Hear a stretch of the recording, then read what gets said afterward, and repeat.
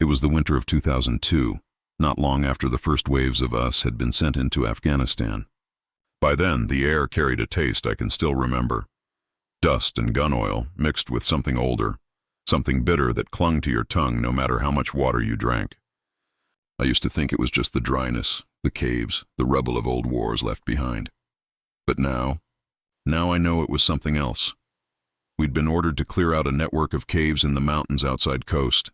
Command said it was nothing special, just another hideout. Intelligence chatter called it a rat's nest for insurgents. They wanted us to sweep it, clear it, make sure no one was using it as a staging point. Routine, they said. That word, routine, I swear it's the one that gets you killed. We hiked in under a gray sky that threatened snow. The peaks above us looked like jagged teeth, and the deeper we went, the more it felt like we were walking straight into the mouth of something alive. My boots crunched on frozen dirt and loose shale, every step echoing up into the silence. No birds, no wind through the rocks, not even the distant hum of village life. Just silence. Feels wrong, Ramirez muttered as he adjusted his rifle strap. He was 2 steps ahead of me, always running his mouth. But that time it wasn't just nerves. We all felt it. Even Sergeant Keating, who had a stare like carved granite, slowed down a little, like he was listening for something none of us could name. The cave entrance appeared around a bend in the cliffs, a black slit in the stone, big enough for 3 of us to walk shoulder to shoulder. The edges were scarred, chipped away by tools or maybe centuries of weather. To me it looked like an old wound in the mountain, never healed, just waiting to swallow more men. We set up a perimeter while the lieutenant checked comms.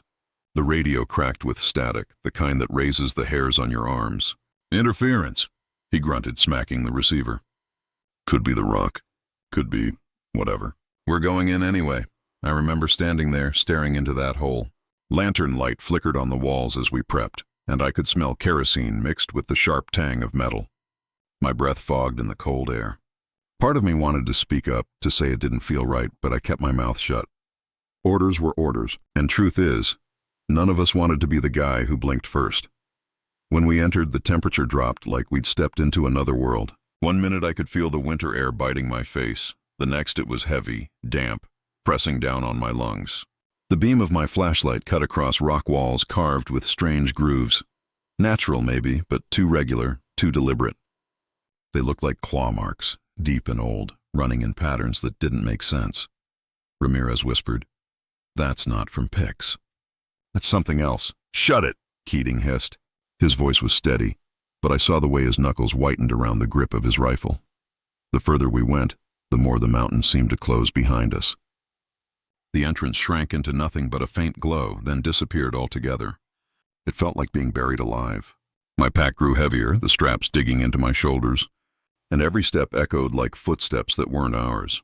At about 200 meters in, we found the first signs of life: spent casings, the remains of a fire, scraps of fabric from clothing. Taliban, most likely. We'd seen it before, but there was something else. Bones. Not just goat bones, which you'd expect, but human. Picked clean, scattered, some cracked open like someone had been sucking the marrow. Ramirez cursed under his breath. "They eat their own now?" Keating crouched, running a gloved hand over a skull half buried in dust. His jaw tightened. "Stay sharp." We pressed on, deeper into the gut of the mountain. The tunnels twisted, narrowed, then widened again into chambers where shadows seemed to move even when we held the light still. My ears rang with the sound of dripping water, but when I looked up, I couldn't find the source. The smell hit me next: rot, wet earth, and something sharp like copper. Blood. Old blood baked into the stone. We stopped for a short rest in one of the chambers, lanterns glowing low. The silence pressed in heavy. You could hear every breath, every shift of gear. That's when Corporal Jenkins broke it. "You hear that?" he asked. His voice was a rasp. We froze, listening. At first, nothing. Then, yes, a sound, faint but steady, deep in the tunnel ahead. Not footsteps, not water. Whispers, dozens of them. Maybe hundreds, carrying words we couldn't understand, like the stone itself was muttering in its sleep. "Probably wind," the lieutenant said, though he didn't sound sure. "Get ready to move." But it wasn't the wind. I swear it wasn't. The tone was too low, too deliberate, and it shifted when we shifted, like it knew we were there. We pushed on, lanterns swaying, rifles raised. Every inch of me screamed to turn back. I could feel sweat trickling under my body armor, even though the air was cold enough to make my teeth ache. My boots slipped on loose gravel, and each stumble felt like an alarm ringing in the dark. The tunnel sloped downward, steep enough that we had to brace against the walls. My gloves scraped over rough stone. The whispers grew louder, clearer, though still not in any language I recognized. Sometimes it sounded like Arabic, sometimes like something older. The syllables grinding like stone on stone. At one point, Ramirez leaned close and whispered, "It's saying your name." I told him to shut the hell up, but my stomach dropped, because I thought I heard it too. Finally, we reached another chamber, larger than the last, a hollowed-out cavern that stretched so high our lights couldn't touch the ceiling. The ground was uneven, littered with rocks, bones, and what looked like the remains of broken statues. Faces carved in stone, worn down, eyeless, watching us with blank stares. Some were toppled, smashed into pieces, as if something huge had stepped through them. That's when Sergeant Keating said the words that still haunt me. He raised his light, scanning the darkness, and muttered, "This isn't a hideout. This is a tomb." The whisper stopped, just like that. Silence, heavier than before, like the whole mountain had taken a breath and was holding it. We stood there, every one of us frozen, rifles pointed at the dark, waiting for something to move. My heart pounded so hard I thought it would echo off the stone. Then came a sound I will never forget. A dragging, heavy, slow, like something huge was shifting in the shadows just beyond our light. Gravel crunched, rocks tumbled, and then breathing. Not human, not animal. Something deeper, like the mountain itself, was alive, exhaling into our faces. Jenkins muttered a prayer under his breath. Ramirez tightened his grip on his rifle. My hands shook so bad I almost dropped mine. The lieutenant whispered, "Stay quiet. Stay absolutely." And then from the far end of the chamber, 2 points of light appeared. Not reflections, not lanterns, eyes, glowing amber eyes. Watching us. That was the moment I knew we weren't dealing with insurgents. We weren't even dealing with men. The mountain had swallowed us whole.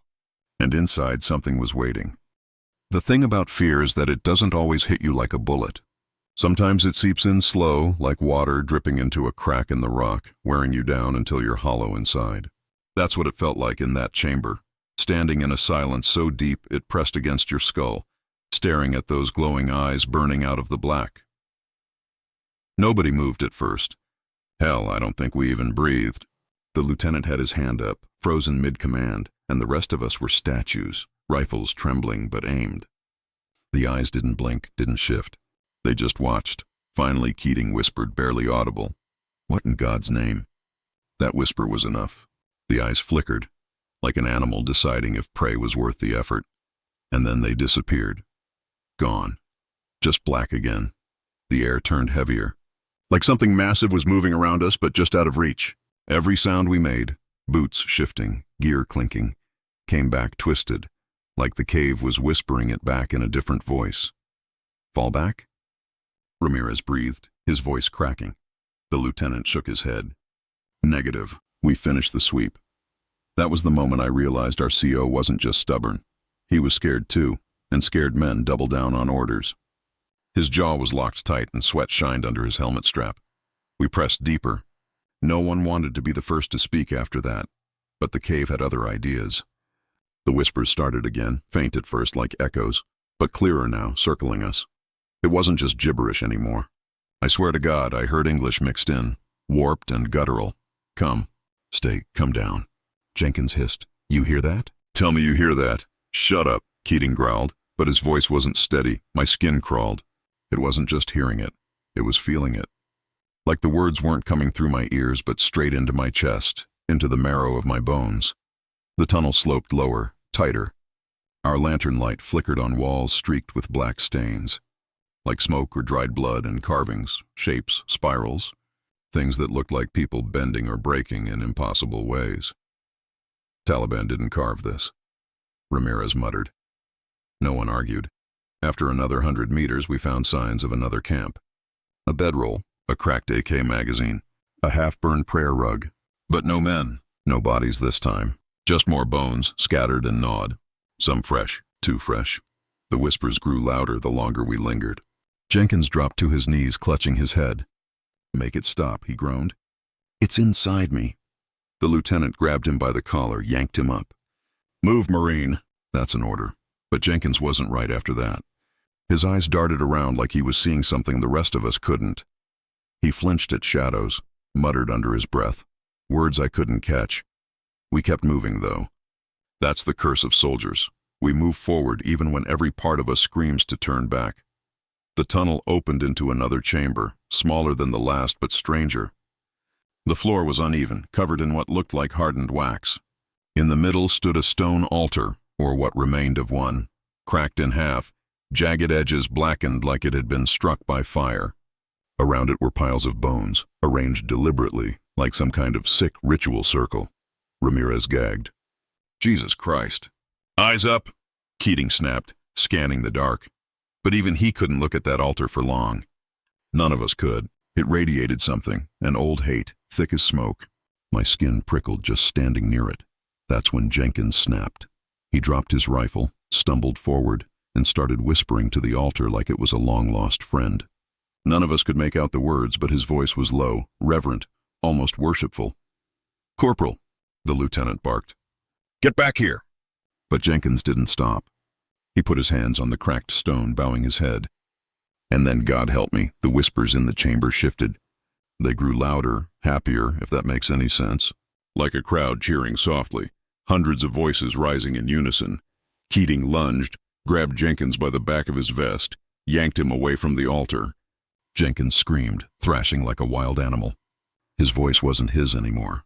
It was deeper, guttural, layered with something else. Let me stay, he roared. It calls for me! The lieutenant and Keating dragged him back while Ramirez and I covered them, rifles aimed into the dark. My fingers shook on the trigger. I wanted to fire into the shadows, just to make the whispers stop. And then, from somewhere behind us, came the sound of stone cracking. I spun, light swinging, and saw dust trickling from the wall. The rock itself bulged, like something inside was pressing against it, trying to claw its way out. The whispers surged, filling my skull, and Jenkins shrieked, It's waking! It's coming for us! We didn't wait to see what it was. The lieutenant gave the order, Move now! And we bolted. Boots pounding, gear clattering, breath ragged in the cold air. Jenkins half-dragged, half-carried between Keating and Ramirez, screaming the whole way. But the whispers didn't fade.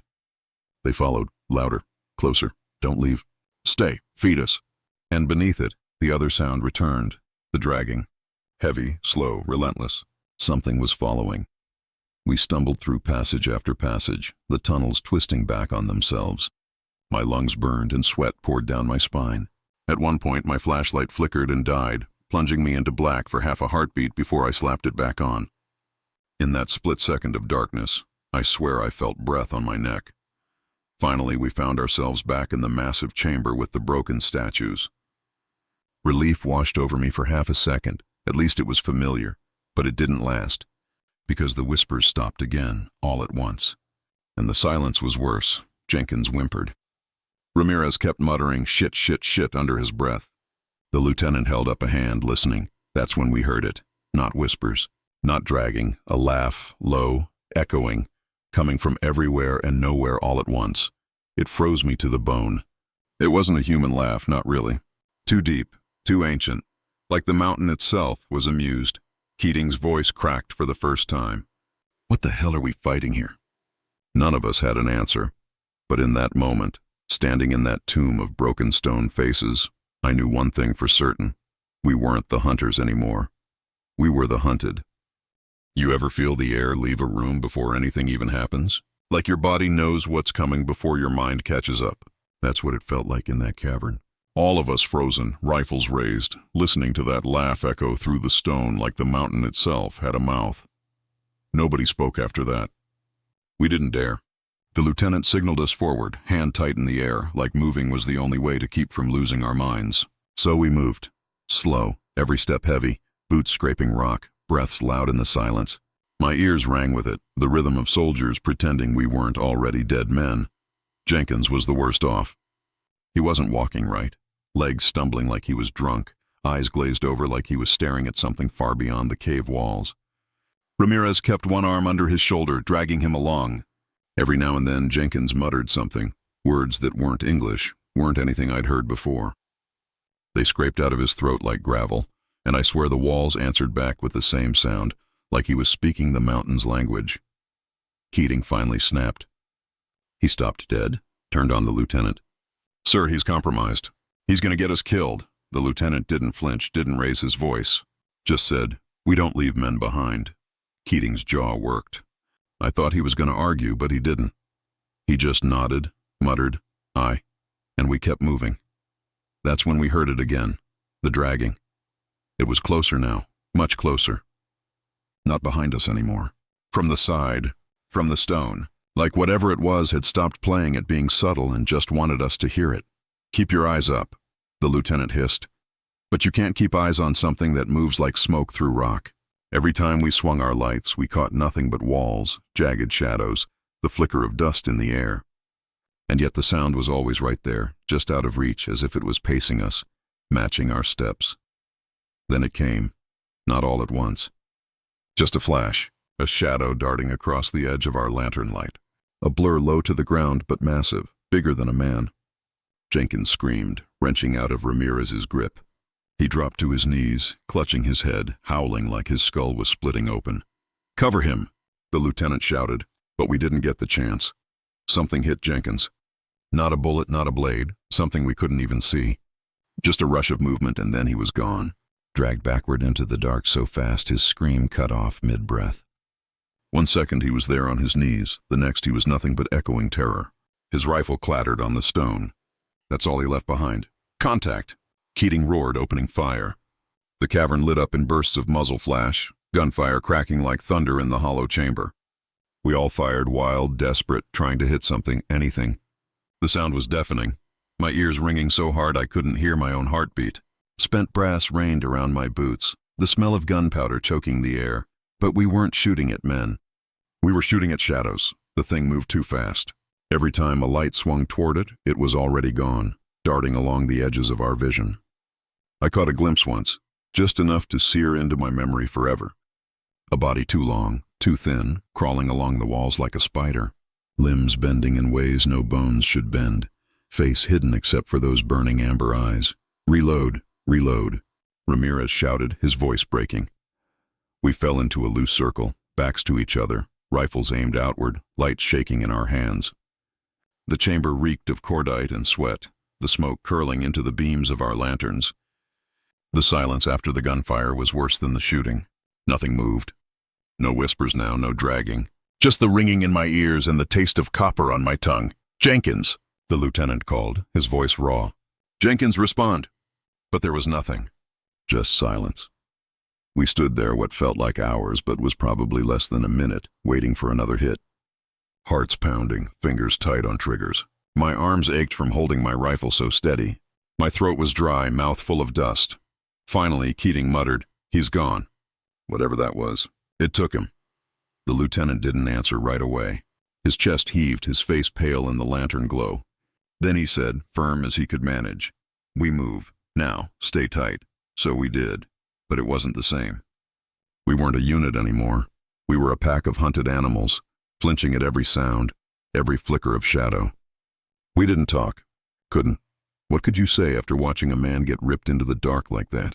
Ramirez finally broke the silence, his voice shaking. "Sir, what the fuck was that?" "That wasn't Taliban. That wasn't even enough." The lieutenant cut him off, sharp. Eyes forward. "We'll figure it out later." But there was no later. We all knew it. We'd seen enough to understand this wasn't something you survive by figuring out. The tunnels narrowed again, forcing us into single file. My shoulders brushed damp rock, the cold seeping straight through my gear. The air was thicker now, sour with rot, making every breath feel like I was sucking down mold and ash. That's when I realized the whispers were back. Not loud this time. "Just soft. Right against my ear. Shoaib." I spun, light jerking, but nothing was there. Just Ramirez behind me, his eyes wide, sweat glistening on his face. "You hear that?" I hissed. He nodded, slow. It said my name. We didn't talk after that. We reached another chamber, smaller, rounder. The ceiling low enough we had to duck. The walls were smooth here, unnaturally smooth, like something had clawed them into shape over centuries. And carved into the center of the floor was a pit. No, not a pit. A shaft. It went down into black so deep our lights couldn't find the bottom. Just swallowed the beams whole, like the darkness was alive down there. We edged around it, rifles raised. My boots scuffed the stone, pebbles tumbling into the shaft. I leaned just a little to listen. I wish I hadn't, because I heard Jenkins, his voice, clear as day, calling from below, "Help me." It wasn't a scream. Wasn't even panicked, just pleading. Soft. Like he was waiting down there, alive, whole, if we'd only come get him. Ramirez took a step toward the edge. "He's alive," he whispered. Keating yanked him back. "That ain't him. Not anymore." The lieutenant's jaw clenched. His eyes flicked to me, to Ramirez, then to the black pit. For the first time, I saw real doubt in him. He wanted to believe it was Jenkins. He wanted to believe we could still pull him out. But his hands shook, and his breath came hard, and finally he said what we all knew. "We move. Don't look back." So we did. But I swear to you, as we turned our backs on that pit, the voice rose, louder, angrier, and it wasn't Jenkins anymore. It was deeper. "It was wrong. Stay!" The walls shuddered. Dust rained from the ceiling. The whispers swelled into a roar, dozens of voices screaming over each other. And somewhere behind us, in the black, something laughed again. We ran, boots pounding, rifles slamming against gear, lanterns swinging wild. The tunnels blurred into one endless nightmare of stone and shadow. My lungs burned, my legs screamed, but I didn't stop. None of us did, because Jenkins was gone. Dragged away into the dark, and we all knew he wouldn't be the last. When we finally stopped running, it wasn't because we felt safe. It was because we couldn't breathe anymore. Our lungs were on fire, our boots slipping on wet stone, legs trembling like they weren't our own. We stumbled into another chamber, this one wider, low ceiling, and filled with the smell of smoke. For a second I thought another squad had gotten here before us. But then I saw it wasn't smoke at all. It was ash. The floor was carpeted with it, a thick gray blanket that puffed under every step. Our boots left trails like footprints in snow. Mixed in were shards of bone, blackened and brittle, snapping underfoot. The air was choking, sour, burning the back of my throat. Ramirez gagged, ripped off his face, covering just a spit. His teeth were gray with ash. "What the fuck happened here?" He coughed. Nobody answered. Keating swept his light across the chamber, and that's when we saw the fire. Not a campfire. Not lanterns. No, this was older, deeper. In the center of the chamber, flames burned in a pit that had no fuel. No wood, no cloth, no gasoline. Just black stone cracked open like a wound, spewing fire from inside the mountain itself. The flames didn't flicker like normal fire. They pulsed, steady, like a heartbeat. The lieutenant froze, staring at it. "That's impossible," he muttered. His voice sounded too small for the chamber. None of us wanted to go closer, but the heat dragged us forward. My skin prickled with every step, sweat breaking out under my armor, dripping into my eyes. The air shimmered around the flames, and in that shimmer I swore I saw shapes. Faces, screaming, twisting, swallowed by fire. Keating gritted his teeth. "It's a vent, has to be. Some kind of geothermal," but even he couldn't finish. He didn't believe it. None of us did. Ramirez whispered something I'll never forget. "It's a shrine," and it was. The walls around the chamber proved it. They were covered in carvings, figures kneeling, arms raised toward the flames, mouths open in worship. Some were men, some were beasts, some were things I couldn't put a name to, and all of them had their eyes gouged out. The whispers rose again, louder now, reverberating in my chest. The fire pulsed brighter, and the ash stirred around us like a storm. That's when we heard Jenkins again, his voice carried on the fire, on the whispers. Not weak this time. Not pleading, commanding, "Join me." Ramirez lost it. He tore free from the group, sprinting toward the fire. "He's alive!" "He's right there!" "Ramirez, no!" The lieutenant roared, but it was too late. Ramirez charged straight into the pit, rifle clattering to the ground as he threw his arms out like he was embracing someone. For a moment, the flames swallowed him whole. His scream was short, sharp, and then gone. But his shadow lingered in the fire. I swear to you, it stayed there, writhing against the stone, long after his body was ash. The lieutenant's face twisted, but he didn't break. He snapped at us. "Hold the line!" No one else moves. But the fire wasn't done with us. The ash rose higher, swirling into shapes, arms, claws, faces howling without mouths. They crawled out of the smoke, reaching for us, stretching with fingers made of ember and soot. Keating opened fire first. His rifle spat fire into the fire, brass raining at his feet. I followed, squeezing the trigger until my weapon bucked against my shoulder, ears ringing with the roar. The chamber erupted in chaos, gunfire, shouts, the crack of stone under our boots. The air filled with smoke and sparks, muzzle flashes cutting shadows into pieces. But bullets don't stop fire. The shapes flinched, staggered, but they didn't fall. They surged forward, curling around us, reaching. One caught my arm, and for a second it felt like my skin was being peeled from bone. I screamed, yanking back, the stench of burning flesh filling my nose. My gloves smoked, melted to my skin. "Frag it, frag it!" Keating bellowed. We hurled grenades into the pit. The blasts shook the cavern, thunder rolling through the stone. The fire flared white, the ash storm collapsing inward. For a moment, silence. We thought we'd won. But the mountain wasn't finished with us. From the far side of the chamber, something moved. Not smoke this time, not whispers. Something solid. It stepped into the glow of the flames, and I swear my knees nearly buckled. It was tall, taller than any man. 7, maybe 8 feet, hunched so its head scraped the low ceiling. Its limbs were long, too long, hands dragging claws across the stone as it walked. Its body was wrapped in scraps of cloth and rusted armor that looked centuries old, fused into its skin. And its face, God help me, its face wasn't a face at all. Just a skull of stretched black flesh, eyes burning from deep inside like molten gold. Keating muttered, "Jesus Christ." But his rifle was already up. The thing opened its mouth, not to roar, not to scream, to speak. "You trespass," it said. The voice wasn't loud. It didn't need to be. It rattled through my bones, shook my teeth in my skull. "You wake what should not be woken." None of us answered. What could we say? The lieutenant, though, he stepped forward. His voice was steady, but I saw his hands trembling. "We're U.S. Marines. We don't run." "You hear me? We don't run." The thing tilted its head, the motion sharp, insect-like. Then it laughed. The same laugh we'd heard in the cavern before, now right in front of us. Brave. Pointless. It moved. Faster than anything that size should move. One moment it was across the chamber, the next it was on Keating. Its claws ripped through his chest plate like it was paper. He fired point blank, rounds tearing into its torso, but it didn't even flinch. The sound of his body breaking, it still echoes in my skull. We opened fire, all of us, pouring everything we had into it. My rifle kicked until the mag went dry, and I reloaded with shaking hands, vision blurred by sweat and ash.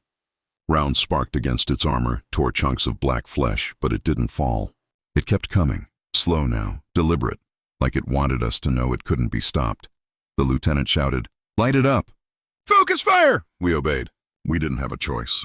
The chamber filled with thunder, firelight, smoke so thick I couldn't see. My ears bled from the noise, my chest rattling with every shot. The stench of rot and burning metal choked me, but I didn't stop. None of us did. The thing staggered finally, just for a second. We'd heard it, I think. It reeled back into the fire, flames licking up its body.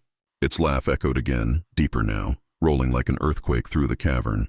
And then it vanished, not in smoke, not in flame. Just gone.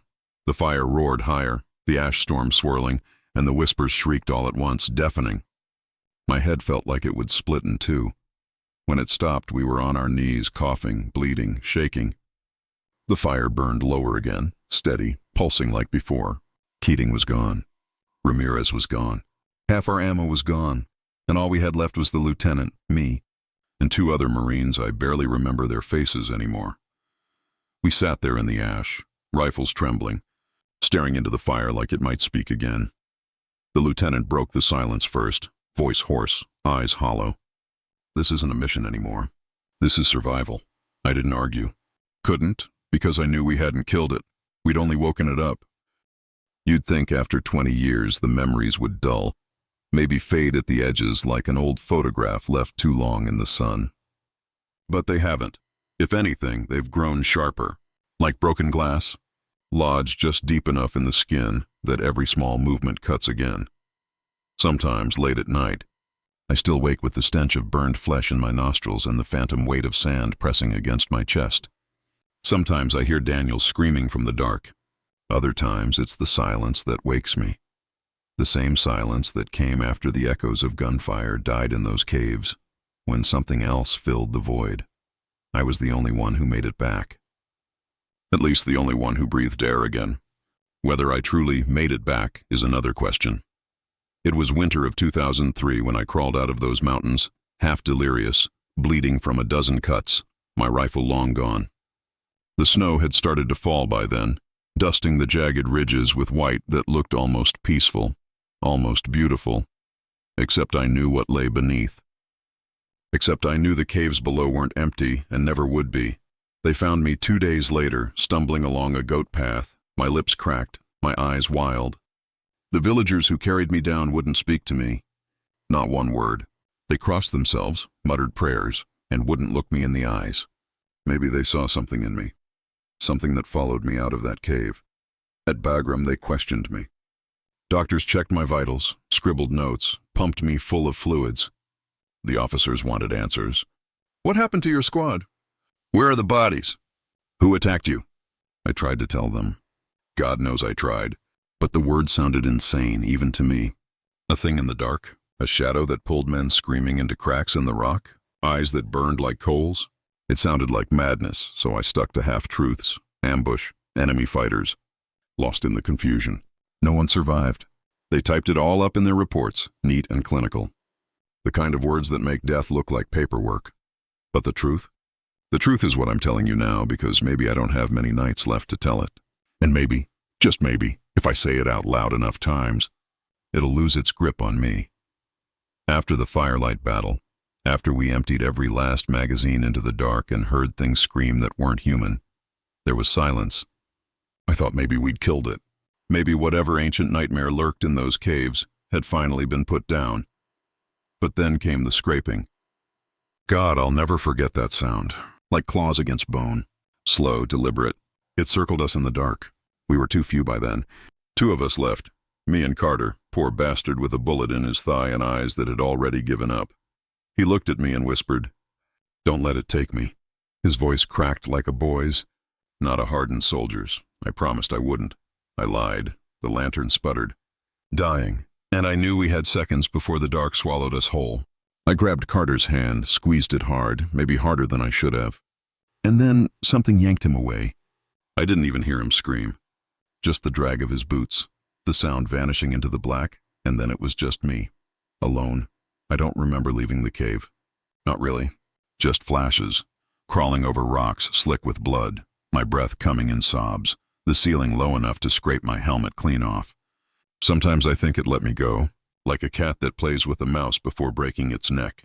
Sometimes I think I was too broken to even be worth finishing. When I stumbled into daylight, it burned my eyes. I cried, not from relief, but from knowing I'd never truly escape. The mountains looked the same, the sky the same endless blue, but the world wasn't the same anymore.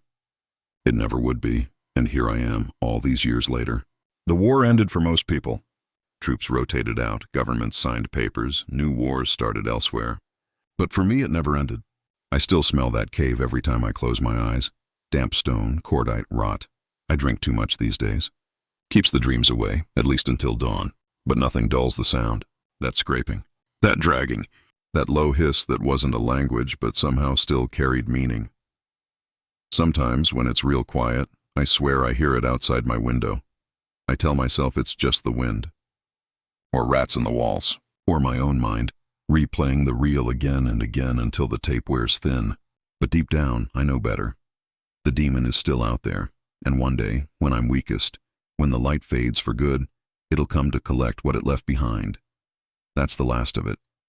That's all I can tell. Maybe you believe me, maybe you don't. Hell, maybe I don't even want you to. But remember this, some caves shouldn't be entered. Some shadows shouldn't be disturbed. And if you ever find yourself walking the mountains of Afghanistan, and you hear something move where there shouldn't be life, turn back. Don't look, don't listen. Just get the hell out, because I didn't, and I've been paying ever since.